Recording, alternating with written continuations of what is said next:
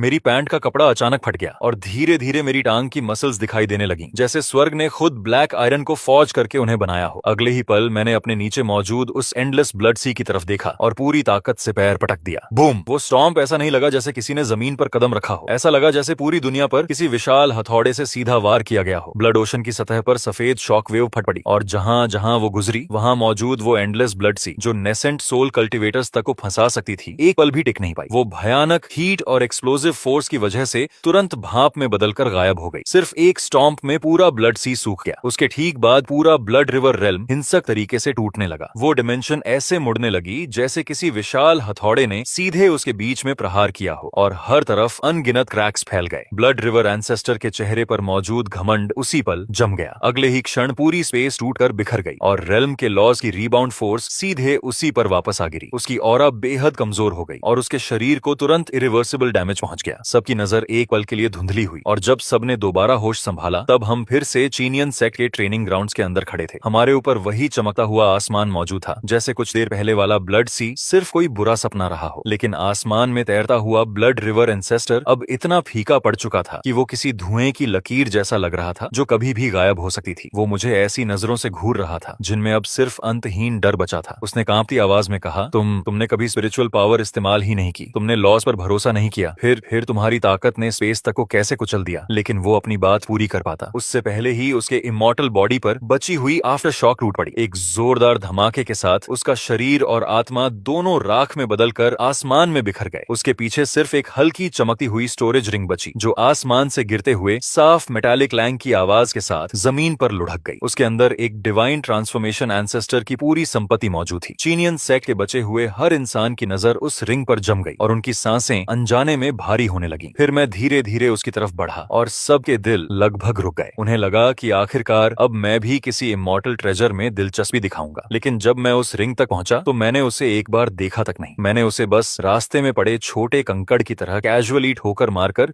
दूर किसी कोने में उड़ा दिया। फिर मैं टूटे हुए खंडहरों के बीच आगे बढ़ा और नीचे झुक गया। टूटे पत्थरों के ढेर के नीचे से मैंने वो वुडन बकेट उठाई जो एक्सप्लोजन्स में कुचलकर जगह जगह से छेदों से भर चुकी थी, और मैं बस वहीं खड़ा उस डैमेज्ड बकेट को अपने हाथ में पकड़े रहा। मैंने अपने हाथ में पकड़ी उस वुडन बकेट पर पड़े क्रैक्स को चुपचाप देखा और फिर निराश होकर लंबी सांस छोड़ी।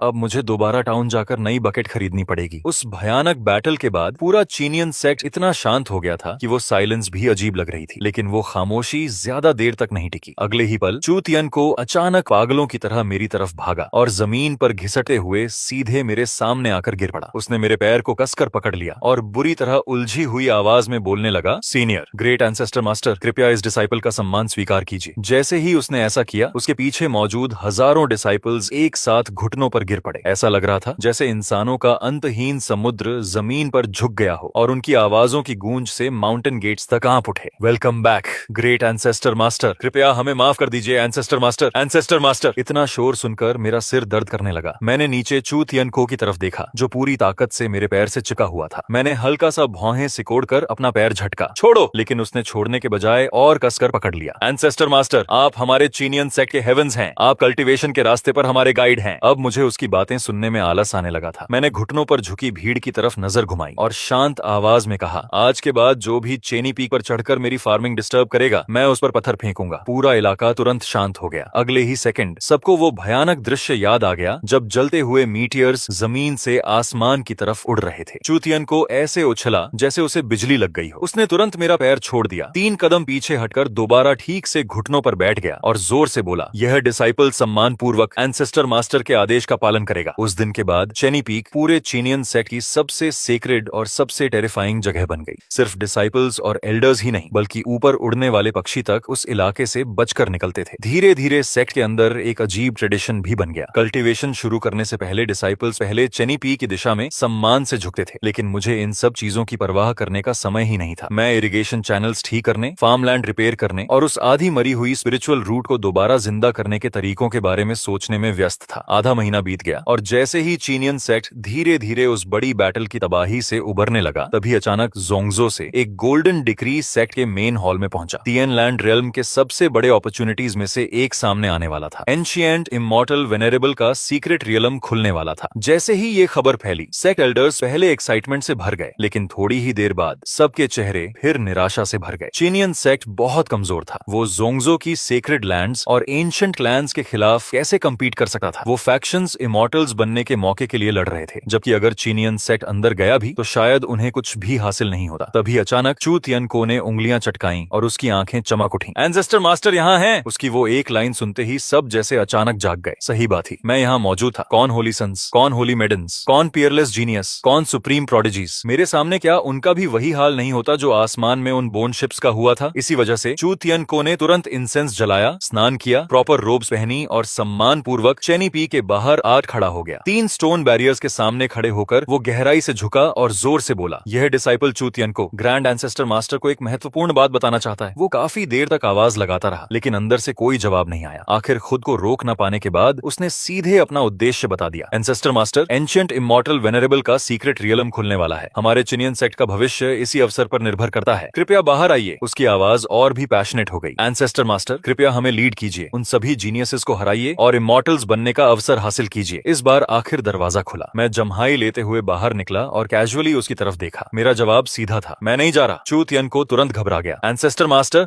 वो इमॉर्टल वेनेरेबल की इनहेरिटेंस है। मैंने आलस से कान खुजाया और कहा, क्या उसे खाया जा सकता है? फिर मैंने अपने फील्ड्स की तरफ देखा। मेरी स्पिरिट राइस पकने वाली है, मैं नहीं जा सका। अब तक चू तियन को लगभग बेचैनी से जलने लगा था। उसने day time ascension, eternal life, heaven and earth के बराबर अस्तित्व, peerless inheritances, supreme magical treasures और लॉस्ट डिवाइन टेक्निक्स तक की बातें शुरू कर दी। उसने हर वो फायदा गिनाया जो उसके दिमाग में आ सकता था, लेकिन पूरी बातचीत के दौरान मैंने सिर्फ एक ही जवाब दिया, इंटरेस्ट इन्वेस्टेड नहीं हूँ। मैं मुड़कर वापस घर के अंदर जाने ही वाला था कि तभी अचानक चू तियन को कुछ याद आया। उसने अचानक जोर से एक शब्द चिल्लाया, फर्टिलाइजर। Grand master. दरवाजे पर रखा मेरा हाथ उसी पल रुक गया। मैंने धीरे धीरे अपना सिर पीछे घुमाया। उम्मीद की चमक देकर चू तियन को ने जल्दी से अपना आखिरी ट्रम्प कार्ड सामने रख दिया। मैंने एंशिएंट रिकॉर्ड्स की जांच की है। उस सीक्रेट रेल्म के बिल्कुल सेंटर में 10,000 ईयर जीरन स्पिरिट सॉइल का एक हिस्सा मौजूद है। वो दुनिया की शुरुआत के समय पैदा हुई ओरिजिनल अर्थ की एक स्ट्रैंड से बना था और उसमें एंडलेस वाइटैलिटी भरी हुई है। वो पूरी दुनिया की हाईएस्ट ग्रेड डिवाइन सॉइल है, अल्टीमेट फर्टिलाइजर। उसकी बात खत्म होते ही उसकी आंखों के सामने कुछ चमका। अगले ही सेकंड मैं उसकी कॉलर पकड़कर उसे हवा में लटकाए खड़ा था। मेरी आंखें चमक रही थीं और मेरी सांसें तक थोड़ी गर्म हो चुकी थीं। मैंने सीधे उसकी आंखों में देखते हुए धीरे धीरे पूछा,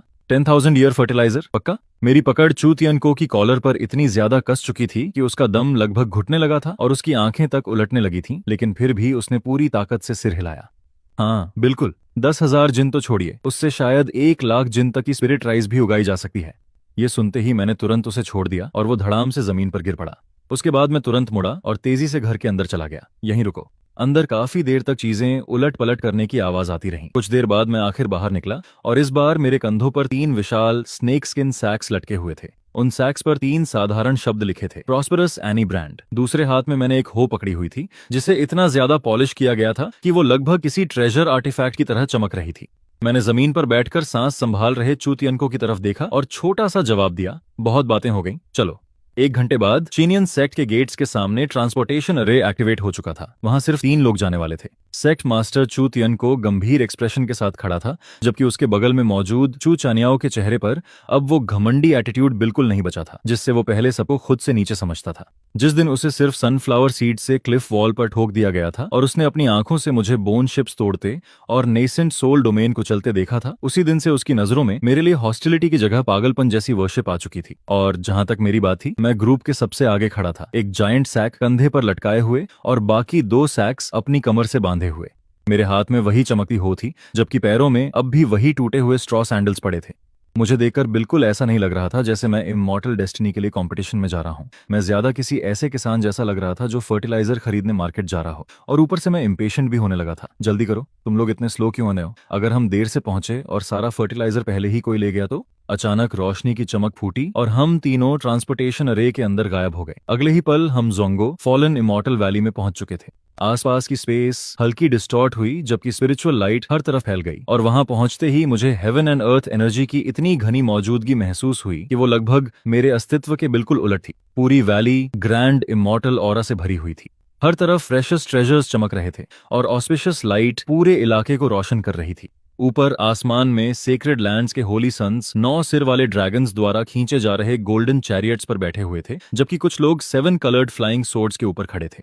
इमॉर्टल सेक्स की होली मेडन्स बर्फ जैसी सफेद रोब्स पहने हवा में व्हाइट जे टावर्स पर सवार घूम रही थीं। एंशिएंट क्लैंस के एयर्स अजीब डिवाइन बीस्ट्स से घिरे हुए खड़े थे। उन सबके शरीरों के आसपास होली लाइट चमक रही थी और सिर्फ उनकी मौजूदगी ही बाकी लोगों को छोटा महसूस कराने के लिए काफी थी। ऐसा लग रहा था जैसे वो जन्म से ही दुनिया के सेंटर में खड़े होने के लिए पैदा हुए हों। धीरे धीरे उनकी नजरें हमारी तरफ मुड़ने लगीं। पहले उन्होंने बस कैजुअली चू तियन को और चू चानियाओ को देखा, जैसे वो कोई खास मायने ही नहीं रखे। लेकिन फिर उनकी नजर मुझ पर आकर टिक गई। एक ऐसा आदमी जो अपने पीछे जायंट स्नेक स्किन सैक्स घसीट रहा था, हाथ में हो पकड़े था, पैरों में टूटे स्ट्रॉ सैंडल्स पहने हुए था और ऐसे घूम रहा था जैसे कोई बूढ़ा किसान जिंदगी में पहली बार शहर आया हो। अगले ही पल पूरा fallen immortal valley मॉकिंग looks, ridicule और अविश्वास से भर गया और उन सबकी नजरें सीधे मुझ पर टिक चुकी थीं। थोड़ी देर की खामोशी के बाद पूरा फॉलन इमॉर्टल वैली अचानक जोरदार हंसी से गूंज उठा। सबसे पहले शेनो सेक्रेड लैंड का होली सन लॉन्ग एशियन 9 काले ड्रैगन्स द्वारा खींचे जा रहे गोल्डन चैरियट पर सवार होकर आया। उसके बाद याओची की होली मेडन सफेद जेड टावर पर बैठी हुई पहुंची। फिर शूसन सोर्ड सेक्ट का चीफ डिसाइपल आया, जो एक एंशिएंट सोर्ड के ऊपर खड़ा था, जिसकी सोर्ड एनर्जी सीधे हेवंस तक जा रही थी। हर होली सन और होली मेडन के चारों तरफ डैजलिंग डिवाइन लाइट चमक रही थी। उनकी एंट्रीज इतनी ग्रैंड थी कि हर नया आने वाला पिछले से ज्यादा इंपोजिंग लग रहा था। लेकिन जब बात मेरी आई, स्नेक स्किन सैक्स घसीटे हुए, हाथ में हो पकड़े टेलीपोर्टेशन प्लेटफॉर्म पर टूटे हुए स्ट्रॉ सैंडल्स पहनकर खड़े एक आदमी की, तो सबकी नजर एक साथ मुझ पर टिक गई। इसमें किसी की गलती भी नहीं थी। मैं सच में किसी ऐसे बूढ़े गांव वाले किसान जैसा लग रहा था जो शहर में सब्जी खरीदने आया हो। अगले ही पल हर दिशा से मॉकिंग लाफ्टर और रिडिक्यूल की आवाजें हम तीनों पर टूट पड़ी। क्या चीनियन सेक्ट में और कोई बचा नहीं? ये किसी गांव के किसान को यहाँ क्यों ले आए? उन सैक्स का क्या करेगा? स्पिरिट स्टोन्स भरने का प्लान है क्या? हा हा हा हा हा, शायद ये सच में यहाँ खेती करने आया है। ह्यूमिलिएशन से चू तियनको का चेहरा लाल हो गया, लेकिन उसने कोई कदम नहीं उठाया। हालांकि चू चान्याओ अब और बर्दाश्त नहीं कर पाया और तुरंत अपनी सोड खींच ली। अर्ली नेसेंट सोल कल्टीवेटर की सोड ऑरा सीधे आसमान में उठी और उसने अपनी सोड सबसे जोर से हंसने वालों की तरफ तान दी। कैओस शुरू होने ही वाला था कि मैंने कैजुअली हाथ बढ़ाकर उसके शोल्डर को हल्के से पकड़ लिया। इनसे बहस करके क्या मिलेगा? मैंने कंधे पर रखा सैक ठीक करते हुए जम्हाई ली, फिर बेहद गंभीर आवाज में बोला, जैसे मैं कोई बहुत जरूरी बात कर रहा हूं। अपनी ताकत बचाकर रखो, अंदर जाकर काफी सॉइल खोदनी पड़ेगी। चूचानियाओ एक पल के लिए जम गया, फिर चुपचाप स्वॉर्ड वापस शीथ में डालकर मेरे पीछे आकर खड़ा हो गया। लेकिन लॉन गोशन की नजरों में उस सीन का मतलब बिल्कुल अलग था। उसे साफ लगा कि मैं सिर्फ ट्रबल से बचने वाला कावर्ड हूं। मैंने अपनी सेक्ट के इकलौते लड़ने वाले इंसान को रोक दिया था और खुद पीछे हटना चुन लिया था। कावर्ड, उसने ठंडी आवाज में तिरस्कार से कहा। उसकी आंखें कंटेम्प्ट से भरी हुई थीं। लेकिन अगले ही पल उसने चुपचाप अपना प्रेशर छोड़ दिया। वो पीक गोल्डन कोर स्टेज की शक्ति थी, लेकिन उसी रेल्म के आम कल्टीवेटर से कहीं ज्यादा भयानक। वो इनविजिबल फोर्स किसी विशाल टाइडल वेव की तरह मेरी तरफ लूटी। वो चाहता था कि मैं सबके सामने घुटनों पर गिर जाऊं, लेकिन ह्यूमिलेशन तुरंत हुआ, बस मेरा नहीं। चू तियनको और चू चानियाओ दोनों का चेहरा तुरंत सफेद पड़ गया। उन्हें ऐसा लगा जैसे कोई विशाल माउंटेन उन पर गिर पड़ा हो और खड़े रहने के लिए उन्हें अपनी पूरी स्पिरिचुअल पावर इस्तेमाल करनी पड़ रही थी। लेकिन मेरे लिए वो पूरी तरह मीनिंगलेस था। माउंटेन्स क्रश कर देने वाला वो प्रेशर मेरे शरीर पर गिरा, लेकिन मुझे घुटनों पर झुकाना तो दूर, मेरे पुराने पैचवर्क क्लॉथ्स तक हल्के से नहीं हिले। सच कहूं तो मुझे थोड़ा ठंडा सा महसूस हुआ। पहले मैंने कैजुअली अपना कान खुजलाया, फिर नीचे झुककर अपने स्ट्रॉ सैंडल्स की स्ट्रैप्स कसने लगा। यहां तक कि मैंने वैली के आसपास ऐसे नजर दौड़ाई जैसे देख रहा हूं कि खेती के लिए कौन सी जमीन सबसे अच्छी रहेगी। लॉन गोशन का एक्सप्रेशन तुरंत बदल गया। पहले उसने गहरी भौहें सिकोड़ लीं, फिर उसने प्रेशर और बढ़ाया, यहां तक कि आसपास की स्पेस में वेव्स बनने लगीं। लेकिन मैं अब भी पूरी तरह अनइंटरेस्टेड दिख रहा था। इसी वजह से उसने तुरंत अपने दिमाग में दूसरी एक्सप्लेनेशन बना ली। तुम्हारे पास जरूर कोई बॉडी प्रोटेक्टिंग ट्रेजर है, कोई रेयर हेवनली आर्टिफैक्ट जो तुम्हारी असली ताकत छिपा रहा है। अगले ही पल उसकी आंखों में ग्रीड भर गई। उसके दिमाग में एक ही बात घूम रही थी, मेरे जैसे किसान के पास ऐसा ट्रेजर होने का कोई हक नहीं। मुझे मारकर आर्टिफैक्ट छीन लेना चाहिए। लेकिन उसके मन में ये विचार पूरी तरह बन भी नहीं पाया था कि तभी फॉलन इमॉर्टल वैली के सेंटर से दुनिया हिला देने वाला एक्सप्लोजन गूंज उठा। बूम! स्पेस में अचानक बिना वार्निंग के एक विशाल क्रैक खुल गया। उसके अंदर से एंडलेस डिवाइन लाइट फूट निकली और उसके साथ इतनी घनी एंशिएंट स्पिरिचुअल एनर्जी बाहर निकली कि सांस लेना तक मुश्किल लगने लगा। सीक्रेट रेल्म खुल चुका था और उसी पल हर कोई पूरी तरह पागल हो गया। Holy sons, holy maidens, ancient clans के एयर्स, सब फ्रेश मीट देख चुके भेड़ियों की तरह टूट पड़े। हर किसी ने अपनी यूनिक पावर्स एक्टिवेट की और स्पेशल क्रैक की तरफ दौड़ पड़ा, क्योंकि सबको डर था कि अगर वो एक कदम भी पीछे रह गए तो इमॉर्टल वेनरेबल की इनहेरिटेंस किसी और के हाथ लग जाएगी। लेकिन मुझे बिल्कुल भी जल्दी नहीं थी। पहले मैंने ध्यान से चेक किया कि तीनों सैक्स में कहीं छेद तो नहीं है। फिर मैंने अपनी होई उठाकर जमीन पर हल्का टैप किया, जैसे हाथ में उसका बैलेंस चेक कर रहा हूं, और संतुष्ट होकर सिर हिला दिया। अपना सारा इक्विपमेंट उठाकर मैं धीरे धीरे स्पेशल क्रैक की तरफ चल पड़ा। लेकिन जैसे ही मेरा एक पैर अंदर गया, रोर! अचानक क्रैक की गहराई से ऐसी टेरिफाइंग ड्रैगन रोअर गूंजी जो सीधे आत्मा को कुचल सकती थी। अगले ही पल जो जीनियस सबसे पहले अंदर घुसे थे वो सब मक्खियों की तरह उड़कर पीछे फेंक दिए गए। एक एक करके वो जोर से जमीन पर जा गिरे। ये देखकर मैंने चुपचाप अपना पैर वापस बाहर खींच लिया। पहले मैं नीचे झुका और अपने सैक्स पर लगी धूल साफ की, फिर आखिर सिर उठाकर देखा कि हुआ क्या है। क्रैक के किनारे अंधेरे के अंदर से धीरे धीरे एक विशाल ड्रैगन हेड बाहर निकला। वो सैकड़ों फीट लंबा एक एंशिएंट ब्लैक ड्रैगन था। उसकी स्केल्स रात से भी ज्यादा काली थीं और उसके शरीर से निकलती टेरिफाइंग पावर ने पूरे आसमान को ढक लिया था। उस ब्लैक ड्रैगन की शक्ति साफ तौर पर नेसेंट सोल रेल्म से आगे निकलकर स्पिरिट ट्रांसफॉर्मेशन रेल्म में प्रवेश कर चुकी थी। कुछ ही पल पहले तक घमंड से भरे घूम रहे सारे जीनियसेस के चेहरे उसी समय सफेद पड़ गए। लेकिन इमॉर्टल वेनरेबल की इनहेरिटेंस का लालच इतना बड़ा था कि कोई पीछे हटने को तैयार नहीं था। लॉन गोशन ने दांत भींचे और सबसे पहले आगे बढ़ा। ये सीक्रेट रियलम की पहली ट्रायल है, सब मिलकर इसे तोड़ो। वो जोर से चिल्लाया और अगले ही पल उसने अपनी divine lightning dragon control art activate कर दी। 9 dragon shaped shadows purple gold light के पिलर्स में बदल गईं और पूरी ताकत से ब्लैक ड्रैगन की तरफ जा टकराईं। उसके तुरंत बाद याओची की Holi light, Shushan sword arts और काउंटलेस डिवाइन एबिलिटीज एक साथ फूट पड़ी। अगले ही पल पूरा आसमान ट्रेजर्स की रोशनी से चमक उठा, जबकि नेचुरल लॉज आपस में इंटरट्वाइन होने लगे। पूरा दृश्य ऐसा लग रहा था जैसे खुद आसमान टूटने वाला हो। लेकिन नतीजा बेहद शर्मनाक निकला। लगातार मेटेलिक क्लैंग्स की आवाजों के बाद माउंटेन्स फ्लैटन कर देने और सीज उलट देने वाली वो डिवाइन एबिलिटीज ब्लैक ड्रैगन की स्केल्स पर सिर्फ छोटी स्पार्क्स ही पैदा कर पाईं। वो उसकी डिफेंस तक नहीं तोड़ सकी। उसकी स्केल्स पर एक स्क्रैच तक नहीं आया। वो इमॉर्टल आर्ट्स कम और खुजली मिटाने की कोशिश ज्यादा लग रही थी। ब्लैक ड्रैगन खुद भी अब इरिटेट होने लगा था। उसने धीरे धीरे अपना विशाल मुंह खोला। भागो, पीछे हटो। लॉन्ग ओशन ने बस इतना ही चिल्लाया था कि पिच ब्लैक ड्रैगन ब्रेथ पूरे बैटलफील्ड पर स्वीपिंग करती हुई निकल गई। वहां कोई एक्सप्लोजन नहीं हुआ, कोई ड्रामेटिक क्लैश नहीं हुआ, सिर्फ कंप्लीट अनाइलेशन हुई। सेक्रेड लैंड्स के 3 डिसाइपल्स जो समय पर डॉज नहीं कर पाए, अपने ट्रेजर्स सहित उसी पल राख बन गए। इस बार सब सच में डर चुके थे। वो पागलों की तरह पीछे हटने लगे और अब कोई भी आगे बढ़ने की हिम्मत नहीं कर रहा था। लेकिन उसी डेफनिंग साइलेंस और डिस्पेयर के बीच मैं शांति से अपनी हो उठाए भीड़ के बीच से चलता हुआ सबसे आगे पहुंच गया, क्योंकि मैं ब्लैक ड्रैगन को देख ही नहीं रहा था। मेरी नजर तो उसके पीछे मौजूद जमीन पर टिक चुकी थी। एंशिएंट फॉर्मेशन के सेंटर में लगभग 10 म्यू चौड़ी 5 कलर्ड स्पिरिचुअल सॉइल हल्की रोशनी छोड़ रही थी। उससे निकलती लाइफ ऑरा इतनी घनी थी कि वो लगभग हवा में ओवरफ्लो हो रही थी। 10,000 ईयर्स ईरान स्पिरिट अर्थ। मेरी आंखें उसी पल चमक उठीं। मैंने अपने और फर्टिलाइजर के बीच खड़े उस विशाल ब्लैक ड्रैगन को देखा और मेरी भौहें और ज्यादा सिकुड़ गईं। आखिर मैं खुद को रोक नहीं पाया और सीधे उसकी तरफ देखकर चिल्लाया, तू बहुत बड़ा है, मेरी डिगिंग ब्लॉक कर रहा है, साइड हट। पूरा इलाका तुरंत शांत हो गया। लॉन्ग ओशन तो लगभग हंस ही पड़ा। उसकी नजरों में मैं सच में स्पिरिट ट्रांसफॉर्मेशन रियलम के डिमोनिक बीस्ट से बात करके उसे मनाने की कोशिश कर रहा कोई गनवार किसान था। लेकिन अगले ही पल ब्लैक ड्रैगन पूरी तरह फ्यूरियस हो गया। उसकी टेल इतनी ताकत से मेरी तरफ नीचे आई कि उससे पैदा हुई सोनिक एक्सप्लोजन ने आसपास की स्पेस तक डिस्टॉर्ट कर दी। ये हमला इतना खतरनाक था कि गोल्डन कोर या नासेंट सोल कल्टिवेटर्स तो दूर, खुद स्पेस तक उसके प्रेशर से मुड़ रही थी। चूतियनको का दिल ठंडा पड़ गया और उसने लगभग निराशा में आंखें बंद कर लीं।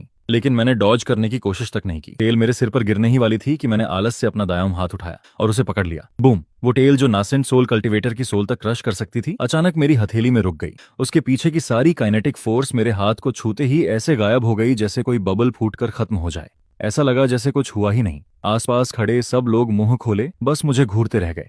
उसने उसे एक हाथ से पकड़ लिया, यहां तक कि ब्लैक ड्रैगन खुद भी डिसबिलीफ में फ्रीज हो गया। अगले ही पल वो पूरी तरह बेकाबू होकर अपनी टेल छुड़ाने की कोशिश करने लगा, लेकिन मेरी पकड़ उसे किसी एंशिएंट डिवाइन माउंटेन की तरह जकड़े हुए थी। वो चाहे जितनी ताकत लगा ले, हल्का सा भी नहीं हिल पा रहा था। उसकी ये रेजिस्टेंस मुझे इरिटेट करने लगी, इसलिए मैंने अपनी बांह कसी और अचानक अपनी कमर मोड़ी। उठ!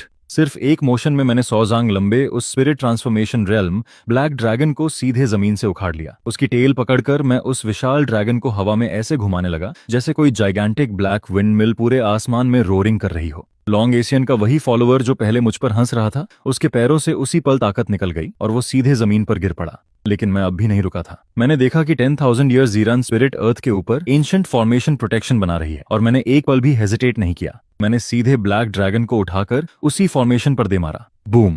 पहला प्रहार। फॉर्मेशन वायलेंटली फ्लैश हुई जबकि ब्लैक ड्रैगन दर्द से चीख उठा। बूम! दूसरा प्रहार। पूरी फॉर्मेशन में क्रैक्स फैल गए जबकि ड्रैगन की स्केल्स टूटने लगीं। बूम! तीसरा प्रहार। एंशिएंट फॉर्मेशन उसी पल एक्सप्लोड हो गई और बेचारा ब्लैक ड्रैगन आखिर इतनी बुरी तरह पटकने के बाद अपनी आखिरी सांस भी खो बैठा। मैंने उसकी कॉर्प्स को कैजुअली ऐसे फेंक दिया जैसे कोई मरा हुआ सांप डिच में फेंकता है। फिर मैंने अपनी हो जमीन पर डाली। अब मुझसे इंतजार नहीं हो रहा था। मैंने तुरंत अपना हार्वेस्ट ब्रांडेड सैक खोला, उसके अंदर से छोटा शवल निकाला, नीचे स्क्वाट किया और पूरी तेजी से स्पिरिट सॉइल भरना शुरू कर दिया जैसे कल नाम की कोई चीज ही नहीं हो। मेरे स्पिरिट सॉइल शवेल करने की क्रिस्प आवाज पूरे फॉलन इमॉर्टल वैली में गूंज रही थी और बाकी बचे सारे जीनियस कभी किनारे पड़े बेहोश ब्लैक ड्रैगन को देखते तो कभी मुझे खुशी खुशी अपने सैक्स में मिट्टी भरते देखते। उनकी सोच पूरी तरह काम करना बंद कर चुकी थी। लॉन्ग एशियन का चेहरा मौत जैसा सफेद पड़ चुका था जबकि उसका पूरा शरीर बेकाबू होकर कांप रहा था। अभी कुछ देर पहले तक वो मुझे किसी बेकार गांव वाले किसान से ज्यादा कुछ नहीं समझ रहा था, लेकिन अब जाकर उसे सच्चाई समझ आई थी। उसके सामने कोई इंसान नहीं, एक मॉन्स्टर खड़ा था। लेकिन मेरी खुशी से चल रही डिगिंग के बीच अचानक पूरा सीक्रेट रेल्म फिर से बदलने लगा। रंबल! जमीन हिंसक तरीके से टूटने लगी। मेरे पैरों के नीचे मौजूद 10,000 ईयर्स ज़ीरान स्पिरिट अर्थ पूरे फॉलन इमॉर्टल वैली के साथ कांपने लगी। फिर अचानक जमीन की गहराई से एक अंधेरी और बॉटमलेस एबीस फटकर खुल गई। आसमान में ब्लड रेड लाइटनिंग फैल गई जबकि धरती के नीचे से ऐसी ऑरा फूटी जो ब्लैक ड्रैगन से 100 गुना ज्यादा टेरिफाइंग और 1000 गुना ज्यादा एंशिएंट थी। अगले ही पल एक ठंडी और घमंडी हंसी सीधे सबकी आत्माओं के अंदर गूंज उठी। 10,000 साल, पूरे 10,000 साल। आखिर इस लॉर्ड ने फिर से रोशनी देख ही ली। उसकी आवाज लगातार गूंजती रही जबकि पूरी दुनिया कांप रही थी। कौन सी इमॉर्टल वेनरेबल इनहेरिटेंस? ये पूरा सीक्रेट रेल्म तो सिर्फ तुम सबको यहाँ लाने के लिए रखा गया बेट था। इस युग का फ्रेश ब्लड एंड फ्लैश। सबके दिल उसी पल डूब गए। ये ट्रैप था। शुरू से अंत तक पूरा सीक्रेट रेल्म सिर्फ एक विशाल डिसेप्शन निकला। कुछ ही पलों बाद अबिस के अंदर से 10,000 जांग से भी ऊंचा हॉरिफाइंग शैडो धीरे धीरे ऊपर उठने लगा। उसका चेहरा साफ दिखाई नहीं दे रहा था, सिर्फ उसकी 2 आंखें दिख रही थीं जो एंडलेस ब्लैक होल्स की तरह अपने आसपास की हर चीज को निगल रही थीं। सिर्फ उसकी एक नजर ही चूतियन को जैसे नेसेंट सोल कल्टीवेटर की सोल तक तोड़ देने के लिए काफी थी। एंशिएंट क्लैन के एक एयर ने उसे तुरंत पहचान लिया और डर के मारे घुटनों पर गिर पड़ा। हेवंस वॉलोइंग ईविल इमॉर्टल, ये हेवंस वॉलोइंग ईविल इमॉर्टल की रेमनेंट सोल है, जिसे पहले इमॉर्टल वेनरेबल ने यहां सील किया था। तोंतियन नाम का वो डिमोनिक इमॉर्टल सबके डर का मजा लेता हुआ मुस्कुराया। पहले उसने कैजुअली हाथ उठाया और सीक्रेट डायमेंशन के एग्जिट पोर्टल को आसानी से मिटा दिया। उसके बाद सबने घबराकर अपने टेलीपोर्टेशन स्टोन्स क्रश किए, लेकिन कुछ नहीं हुआ। एग्जिट पूरी तरह सील हो चुका था। उस पल तक घमंड से भरे घूम रहे सारे होली सन्स और होली मेडन्स आखिर टूट गए। सबसे पहले लॉन्ग एशियन घुटनों पर गिरा। डर से उसका पूरा शरीर कमजोर पड़ चुका था और वो बार बार सिर जमीन पर मारते हुए चिल्ला रहा था, ग्रेट डेमोनिक इमॉर्टल, मैं शेनो सेक्रेड लैंड का होली सन हूं। मेरा ब्लड आपके काम जरूर आएगा। कृपया मेरी जान बख्श दीजिए। याओची की होली मेडन भी डर से पूरी तरह सफेद पड़ चुकी थी। रोते चिल्लाते हुए कह रही थी कि वो स्लेव बनने के लिए तैयार है। बाकी सबका हाल भी अलग नहीं था। हर कोई डर से कांप रहा था और अपनी सारी शर्मनाक साइड बाहर निकाल चुका था, पूरी तरह कल्टीवेटर्स की डिग्निटी को मिटाते हुए। टोनतियान संतुष्टि से मुस्कुराया, फिर उसने अचानक गहरी सांस ली। बाहर घुटनों पर पड़े कई गोल्डन कोर कल्टीवेटर्स प्रतिक्रिया देने से पहले ही सूख गए। उनका फ्लैश, कल्टीवेशन और सोल सब खिंचकर लाल रोशनी की स्ट्रीम्स में बदल गए और सीधे डिमोनिक इमॉर्टल के मुंह में चले गए। जमीन पर सिर्फ सूखी हुई कॉर्प्सेस बचीं। उस समय तक सारी उम्मीद पूरी तरह खत्म हो चुकी थी और उस डिस्पेयर, क्राइंग और स्क्रीमिंग से भरी जगह में सिर्फ मैं अलग था। मुझे उसकी किसी बात से कोई फर्क नहीं पड़ रहा था। इस समय मेरी सबसे बड़ी समस्या थी हवा। एबिस से निकल रही ईविल विंड बहुत ज्यादा तेज थी, इतनी कि मेरी आंखें तक ठीक से नहीं खुल पा रही थीं। और सबसे जरूरी बात, वो बार बार मेरे फर्टिलाइजर सैक को उड़ाने की कोशिश कर रही थी। इसलिए मैंने सबसे पहले उस सैक को कसकर पकड़ लिया जो पहले से आधा स्पिरिट सॉइल से भर चुका था। फिर हवा से लड़ते हुए उसे मजबूती से बांधा और ऊपर से एक बड़ा डर्ट चंक रख दिया ताकि वो उड़ न जाए। मैं सच में परेशान था कि कहीं फर्टिलाइजर का एक ग्रेन तक हवा में न उड़ जाए। नेचुरली डिमोनिक इमॉर्टल ने यह सब देखा। जबकि बाकी सब लोग घुटनों पर थे या उनकी लाइफ फोर्स खींची जा रही थी, मैं एक ऐसा मॉर्टल जिसके शरीर में स्पिरिचुअल पावर का जरा सा भी निशान नहीं था, वहां बैठा मिट्टी की बोरी बचा रहा था। टोनतियन उसी पर इरिटेट हो गया। एक मामूली मर्टल मेरे सामने डिसरिस्पेक्ट दिखाने की हिम्मत करता है? उसकी बात खत्म होते ही उसने हैंडसील बनाया और सीधे ऐसी फोरबिडन टेक्निक इस्तेमाल कर दी जो इस दुनिया के लॉज से भी ऊपर थी, द ग्रेट आर्ट ऑफ कर्म सीजर। अगले ही पल हर दिशा से काउंटलेस इनविजिबल थ्रेड्स अचानक प्रकट हुए और तुरंत मेरी आर्म्स, लेग्स, नेक और फॉरहेड के बीचों बीच लिपट गए। वो थ्रेड्स खुद फेट के थे, जो मेरे पास्ट, प्रेजेंट और फ्यूचर से जुड़े हुए थे। थ्योरी के हिसाब से जैसे ही वो थ्रेड्स टाइटन होते, मुझे टाइम के फ्लो से पूरी तरह इरेज हो जाना चाहिए था। चूतियन को और चूचानियाओं का दिल ठंडा पड़ गया ये देखकर। लेकिन लॉन्ग एसन के चेहरे पर अचानक ऐसी एक्सप्रेशन आई जैसे उसे आखिरी उम्मीद मिल गई हो। उसके चेहरे पर रोने से भी बदसूरत मुस्कान फैल गई। सीधा फेट पर हमला। इस बार ये जरूर मरेगा। लेकिन 1 सेकंड बीता, फिर 10 सेकंड, फिर पूरा 1 मिनट, और मैं अब भी वहीं वैसे का वैसा खड़ा था। सिर्फ इरेज होना तो दूर, मेरे कपड़ों पर एक नई रिंकल तक नहीं आई। डिमोनिक इमॉर्टल तोनतियन पूरी तरह फ्रीज हो गया। उसे साफ महसूस हो रहा था कि फेट थ्रेड्स पूरी ताकत से मुझ पर लिपटे हुए हैं और लॉ टेक्निक पूरी तरह एक्टिवेट है, लेकिन मैं बिल्कुल अनमूव्ड खड़ा था। उसके लिए यह ऐसा था जैसे कोई स्पाइडर सिल्क से पूरे यूनिवर्स को खींचने की कोशिश कर रहा हो। आखिर मुझे खुद लगा कुछ गड़बड़ है। मैंने नीचे देखा उन चिपचिपी चीजों की तरफ जो मेरे शरीर से लिपटकर हाथ पैर हिलाने में दिक्कत कर रही थीं, और मेरी भौहें तुरंत सिकुड़ गईं। मेरी नजरों में वो कोई ग्रैंड लॉ ऑफ डेस्टिनी नहीं था। वो बस ऐसा लग रहा था जैसे किसी शरारती बच्चे ने मुझे स्पाइडर वेब्स में लपेट दिया हो, और सबसे खराब बात, वो मेरे काम में बाधा डाल रहा था। फिर सबकी डरी हुई आंखों के सामने मैंने धीरे धीरे अपने रफ और कैलस्ड हैंड्स आगे बढ़ाए। वही बड़े हाथ जिनके नाखूनों के नीचे अब भी ताजा मिट्टी फंसी हुई थी, ऐसी चीज की तरफ जिसका कोई फॉर्म नहीं होना चाहिए था और जिसे कभी छुआ नहीं जा सकता था। फेट थ्रेड्स जिन्हें आमतौर पर सिर्फ सोल्स महसूस कर सकती थीं, मैंने उन्हें कैजुअली अपने बेयर हैंड से पकड़ लिया। यूनिवर्स लॉज से बने वो थ्रेड्स मेरी हथेलियों में मजबूती से जकड़ लिए गए। टोनतियन उसी पल डिसबिलीफ में चीख पड़ा, इम्पॉसिबल! फेथ थ्रेड्स खुद लॉज की मैनिफेस्टेशन है। एक ह्यूमन मर्टल बॉडी लॉज की रूट्स को कैसे छू सकती है? आखिर तुम हो क्या? लेकिन मैंने उसे पूरी तरह इग्नोर कर दिया। मैंने बस हाथों में पकड़े उन थ्रेड्स को कुछ बार खींचकर उनकी स्ट्रेंथ चेक की, फिर इरिटेशन भरे चेहरे के साथ उसकी तरफ देखा। ओए, ये टूटी फूटी स्ट्रिंग्स किस लिए हैं? मेरे ऊपर क्यों लपेट रखी हैं? क्या मुझे स्वेटर बुनने का प्लान है? पूरी दुनिया शांत हो गई। याओची की होली मेडन ने एक पल के लिए सांस लेना बंद कर दिया और वहीं बेहोश होकर गिर पड़ी। लॉन्ग ओशन का दिमाग पूरी तरह ब्लैंक हो चुका था, जबकि उसके मुंह के कोने से धीरे धीरे लार बह रही थी और उसे खुद एहसास तक नहीं था। वो डेस्टिनी लॉज थे और मैं उन्हें नैटिंग स्ट्रिंग्स बोल रहा था। लेकिन साफ था कि अब मेरा पेशेंस खत्म हो चुका था। मैंने अचानक फेथ थ्रेड्स पर अपनी पकड़ कस दी और मेरी आर्म्स की मसल्स ऐसे उभर गईं जैसे एंशिएंट ड्रैगन्स नींद से जाग रहे हों। अगले ही पल मेरी बाहों से टेरिफाइंग स्ट्रेंथ फूट पड़ी। पूरा सीक्रेट रेल्म हिंसक तरीके से कांपने लगा। सिर्फ थ्रेड्स नहीं, पूरी दुनिया हिल रही थी। आसमान की ब्लड रेड लाइटनिंग अचानक गायब हो गई, जबकि जमीन एंडलेस क्रैक्स से भर गई। स्पेस खुद शैटर्ड ग्लास की तरह फ्रैक्चर्स से भरने लगी। लेकिन सबसे हॉरिफाइंग चीज थी तुनतियन का विशाल बॉडी। फेट थ्रेड्स के जरिए मैं उसे धीरे धीरे हेवन से जबरदस्ती नीचे खींच रहा था। मेरे पैरों के नीचे की जमीन गहराई तक धंस गई, जबकि मैंने अपनी आर्म्स पूरी लिमिट तक स्ट्रेच की और फिर धीमी आवाज में कहा, ब्रेक। अगले ही पल क्रैक! वो आवाज हवा में नहीं गूंजी, वो सीधे सबकी सोल्स के अंदर एक्सप्लोड हुई। फिर उसके बाद सैकड़ों, हजारों, काउंटलेस स्नैपिंग साउंड्स लगातार गूंजने लगे। डेस्टिनी थ्रेड्स जो एग्जिस्टेंस और फेट को रिप्रेजेंट करते थे, उन्हें सबसे प्योर, वायलेंट और अनरीजनेबल तरीके से डिस्ट्रॉय किया जा रहा था। मैं उन्हें सिर्फ रॉ फोर्स से फाड़ रहा था। तोंतियन ऐसा लग रहा था जैसे एक साथ लाखों जायंट हैमर्स ने उसे दे मारा हो। उसके विशाल बॉडी पर तुरंत क्रैक्स फैल गए, जबकि उसके मुंह से ब्लड एसेंस फूट पड़ी और पहली बार उसकी आवाज में फियर और पैनिक दिखाई दिया। उसी पल लॉन्ग एशियन आखिर पूरी तरह टूट गया। वो अचानक घुटनों पर गिर पड़ा और बिना अपनी डिग्निटी की परवाह किए लगातार मेरी तरफ कोटो करने लगा।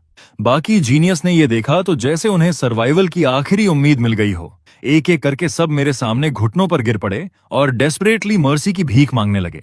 उस समय वो होली सन्स या होली मेडन्स नहीं रह गए थे। वो सिर्फ ऐसे मॉर्टल्स थे जिनका फेथ किसी मिरेकल से भी परे मौजूद चीज के सामने डर से टूट चुका था। लेकिन तब तक डेमोनिक इमॉर्टल पूरी तरह इंसेन हो चुका था। सबको मेरे सामने घुटनों पर झुकते देखकर उसके अंदर बची आखिरी सैनिटी भी ह्यूमिलिएशन और टेरर से फट गई। उसने पागलों की तरह चीखते हुए कहा, मॉन्स्टर, तुम एक मॉन्स्टर हो। अगर मैं नहीं बच सकता तो ये दुनिया, ये ब्लड सैक्रिफाइसेस, और तुम भी मेरे साथ दफन हो जाओगे। उसकी बात खत्म होते ही उसने खुद को सीक्रेट रेल्म के आसमान में दे मारा। अपनी शैटर्ड सोल को हेवन एंड अर्थ के लिए सैक्रिफाइस बनाते हुए वर्ल्ड डिस्ट्रॉइंग एनाइलेशन फॉर्मेशन को जबरदस्ती एक्टिवेट कर दिया। पूरा सीक्रेट रेल्म उसी पल अपने अंत की तरफ कोलैप्स होने लगा। आसमान टूटे हुए ग्लास की तरह बिखर गया, जिसके पीछे ठंडी और लाइफलेस वॉइड दिखाई देने लगी, जबकि जमीन तेजी से अंदर की तरफ धंसने लगी। सीक्रेट रेल्म के सेंटर में काउंटलेस स्पेशल लॉज के फ्रैगमेंट्स से बना एक जाइगैंटिक ब्लैक ग्राइंडिंग व्हील धीरे धीरे प्रकट हुआ। हर बार जब वो घूमता, उसके आसपास एंडलेस स्पेशल क्रैक्स खुल जाती, जैसे किसी मॉन्स्ट्रस मीट ग्राइंडर की ब्लेड्स हों। माउंटेन्स, रिवर्स, फॉरेस्ट्स, प्लांट्स, जो भी उसके संपर्क में आता, वो उसी पल डिस्ट्रॉय हो जाता। चू तियनको और चू चानियाओ चारों तरफ से आती स्पेस स्लैशेस का डेस्परेटली सामना कर रहे थे। उनके चेहरे एग्जॉस्शन से पहले ही सफेद पड़ चुके थे। जहां तक मेरी बात थी, मैंने सबसे पहले नीचे अपने उस आधे भरे सैक की तरफ देखा जिसमें मैंने इतनी मेहनत से 10,000 ईयर लिविंग स्पिरिट सॉइल भरी थी। मेरे दिमाग में बस एक सिंपल थॉट था, पहले सैक ठीक से बांधूं, फिर इस पागल जगह से निकलूं। लेकिन किसे पता था कि जैसे ही मैं नीचे झुका, उसी पल एक वायलेंट स्पेशल स्टॉर्म मेरी साइड से रोरिंग करती हुई निकल जाएगी। मुझे तो उसका कोई असर नहीं हुआ, लेकिन मेरे पैरों के पास रखा हार्वेस्ट ब्रांड वाला सैक उसी पल उड़ गया। वो आधा भरा हुआ सैक और उसके अंदर मौजूद ग्लोइंग 5 कलर्ड स्पिरिट सॉइल हवा में किसी चमकते रेनबो की तरह उड़ी और सीधे पास मौजूद एक डीप ब्लैक स्पेशल क्रैक के अंदर समा गई। उसके तुरंत बाद वो क्रैक बंद भी हो गई। मेरी आधी स्पिरिट सॉइल चली गई, यहां तक कि सैक भी गायब हो गया। उस पल जैसे समय रुक गया। स्पेस कोलैप्स हो रही थी, जमीन टूट रही थी। ईविल इमॉर्टल पागलों की तरह हंस रहा था, जबकि चू चानियाओ निराशा में चिल्ला रहा था। लेकिन मेरी दुनिया में सिर्फ एक चीज बची थी, मेरा फर्टिलाइजर चला गया था। अगले ही पल मेरे शरीर के अंदर से ऐसी मर्डरस ऑरा जागी जो उस वर्ल्ड डिस्ट्रॉइंग ग्राइंडर से भी 10,000 गुना ज्यादा टेरिफाइंग थी। ब्लैक ग्राइंडिंग व्हील घूमना बंद कर गया। स्पेस खुद पूरी तरह फ्रीज हो गई, यहां तक कि ईविल इमॉर्टल की हंसी भी अचानक रुक गई, जैसे किसी ने उसका गला पकड़ लिया हो। वहां मौजूद हर इंसान ने अपनी सोल की गहराई से एक इनडिस्क्राइबेबल टेरर महसूस किया। मैंने धीरे धीरे अपना सिर उठाया। मेरी आंखें जो पहले शांत और साफ थीं, अब ब्लड कलर्ड डार्कनेस से भरी एंडलेस अबिस बन चुकी थीं। मैंने आसमान में मौजूद ब्लैक ग्राइंडिंग व्हील और उसके पीछे कांप रहे ईविल इमॉर्टल की तरफ ठंडी नजरों से देखा। फिर एक सेंटेंस बोला जिसके हर शब्द में टेरिफाइंग प्रेशर भरा हुआ था, मेरी सॉइल वापस करो। ये कहते ही मैंने धीरे धीरे अपनी राइट फिस्ट बंद की। मेरी बोन्स और मसल्स के ग्राइंड होने की आवाज ऐसी थी जैसे खुद यूनिवर्स जन्म ले रहा हो। उसके बाद मुझे लॉज, टेक्निक्स या फॉर्मेशंस की बिल्कुल परवाह नहीं रही। मैंने बस सबसे सिंपल काम किया, अपना पूरा गुस्सा एक ही पंच में भर दिया। बहुत हो गया तुम्हारा नॉनसेंस, ये लो। जिस पल वो पंच निकला, मेरी फिस्ट के सामने की दुनिया बिना किसी वजह के अचानक गायब हो गई। लाइट गायब हो गई, साउंड गायब हो गई, यहां तक कि स्पेस और टाइम तक डिसअपियर हो गए। मेरी फिस्ट के अंत में सिर्फ प्योर डार्कनेस का एक टाइनी होल बचा था, जैसे एब्सोल्यूट नथिंगनेस खुद एग्जिस्टेंस में उतर आई हो, सिर्फ अपने आसपास की हर चीज को डिनाई करने के लिए। और फिर स्पेशल लॉज के फ्रैगमेंट से बना वो वर्ल्ड डिस्ट्रॉइंग ग्राइंडर। जैसे ही मेरे पंच को छुआ, वहां कोई एक्सप्लोजन नहीं हुआ, कोई वायलेंट साउंड नहीं हुई, यहां तक कि रेजिस्टेंस तक नहीं हुई। वो बस चुपचाप किनारों से मिटना शुरू हो गया। फिर वो ब्लैक वॉइड सीधे इविल इमॉर्टल तोनतियन को छू गई, उस अस्तित्व को जिसने पूरे 10,000 साल तक प्लॉटिंग और स्कीमिंग की थी। वो एंशिएंट इविल इमॉर्टल जिसने पूरे तियनलान रेल्म के सबसे बड़े जीनियसेस को लगभग स्लॉटर कर दिया था, चीखने तक का मौका नहीं पा सका। उसके कार्मा, मेमोरीज और एग्जिस्टेंस के हर निशान के साथ उसे पूरी तरह नथिंगनेस में क्रश कर दिया गया। वो एशेज में नहीं बदला, उसे सीधे इरेज कर दिया गया। लेकिन मेरा पंच अभी खत्म नहीं हुआ था।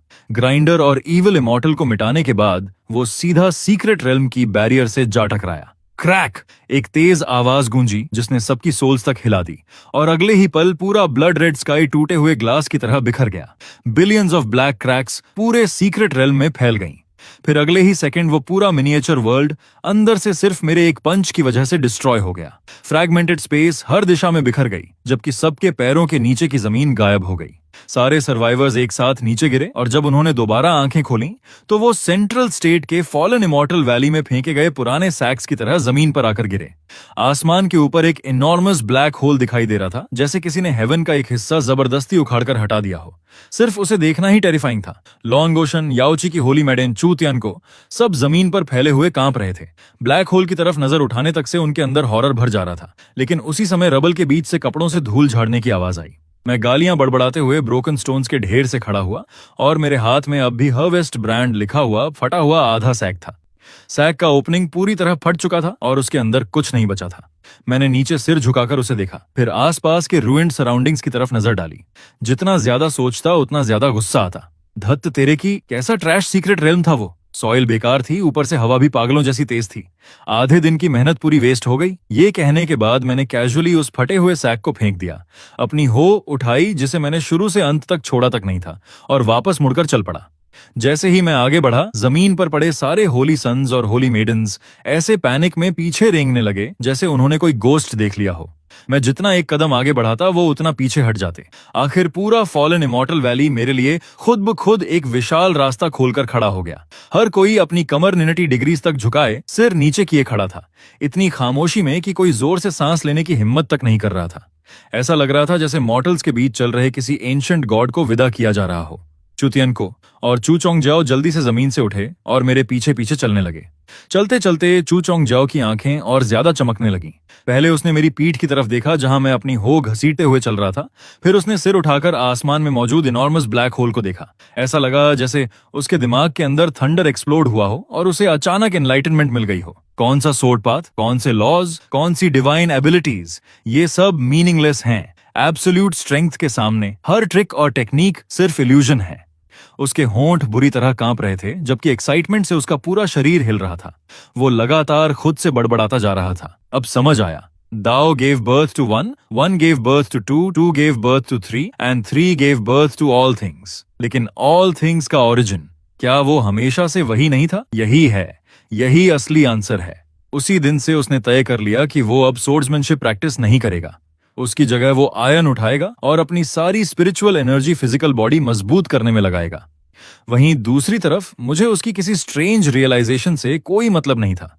मेरे दिमाग में सिर्फ वही आधा सैक घूम रहा था जो उड़ गया था। जब तक मैं चीनियन सेक्ट के माउंटेन्स के पीछे मौजूद छोटे कोर्टयार्ड में वापस पहुंचा, तब तक आसमान अंधेरा हो चुका था।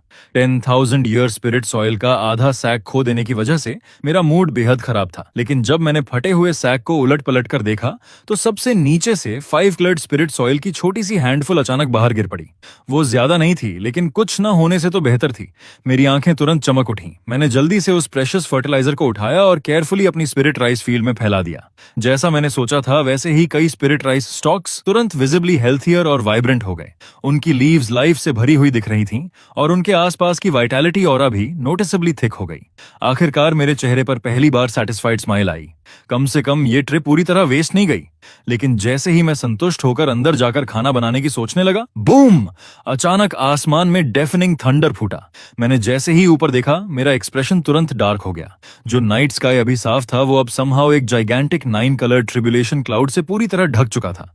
क्लाउड्स के अंदर लाइटनिंग स्नेक्स पागलों की तरह नाच रहे थे, जबकि एंडलेस फ्लैशेस पूरे हेवेंस को रोशन कर रही थीं।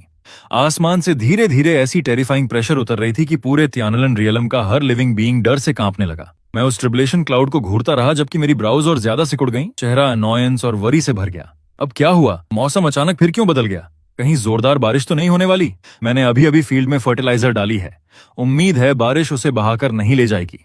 वहीं दूसरी तरफ त्यानलन रेल्म के बाहर एंडलेस केओस ऑफ कॉस्मोस के अंदर टाइम रिवर के ऊपर साइलेंटली फ्लोट कर रहे इमॉर्टल पैलेस में काउंटलेस स्टार्स के स्केलेटन से बने मैग्निफिसेंट इमॉर्टल हॉल के भीतर एक जोड़ी जाइगेंटिक आईज, जो पता नहीं कितने टेंस ऑफ थाउजेंड्स ईयर्स से बंद थीं, अचानक खुल गईं। उन आंखों में कोई इमोशन नहीं था, सिर्फ एब्सोल्यूट ऑर्डर और सुप्रीम मैजेस्टी थी। फिर एक ठंडी आवाज, जो खुद हेवन लॉज जैसी लग रही थी, पूरे इमॉर्टल रेल्म में गूंज उठी। लोअर रेल्म में किसी ने प्योर फिजिकल स्ट्रेंथ से कार्मिक लॉज के वेब को डिस्ट्रॉय कर दिया, जिसे मैंने पर्सनली एस्टैब्लिश किया था। बहुत पहले मैंने उस वर्ल्ड से बॉडी कल्टीवेशन का पाथ खुद काट दिया था। फिर वहां ऐसा बीइंग कैसे पैदा हुआ? उसे जिंदा रहने की अनुमति नहीं दी जा सकती। मेरा डिक्री जारी करो, great 9 heavens divine lightning formation activate करो और उस वर्ल्ड को पूरी तरह पर्ज कर दो। कर्मा को करेक्ट करो।